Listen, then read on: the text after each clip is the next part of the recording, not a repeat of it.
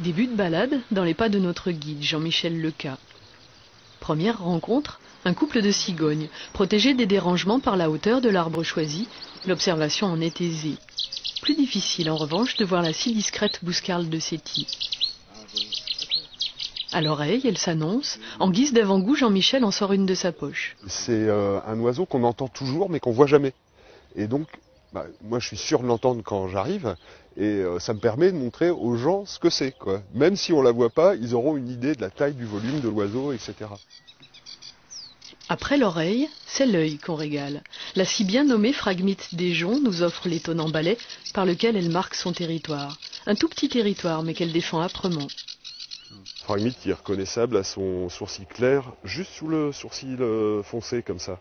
C'est vraiment une caractéristique de l'espèce qui fait qu'on n'a pas de mal à la reconnaître quand on connaît un petit peu les oiseaux.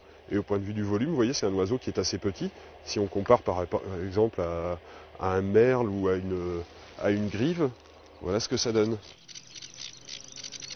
Au fil des balades, Jean-Michel aime compter avec ses visiteurs le nombre d'espèces différentes observées. Le hasard, le temps et l'acuité du regard jouent leur rôle. Mais dans des terres aussi riches en habitat, la liste des oiseaux rencontrés atteint sans peine la trentaine. Et pour chacun, même les plus communs comme la linotte, il y a toujours un détail pour nous surprendre. En fait, c'est un gros malin. Le mâle construit plusieurs nids. Les gens se disaient autrefois, s'il construit plusieurs nids, c'est que sûrement il a dû oublier où il avait construit son premier nid, et donc il en reconstruit un deuxième. Mais c'est pas du tout ça qu'il fait.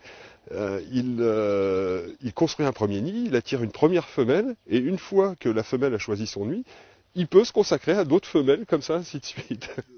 Le festival de l'oiseau est un vrai temps fort pour tous les guides nature, mais c'est aussi tout au long de l'année qu'ils font découvrir leur territoire, des migrations de printemps à celles des départs au temps des premiers froids.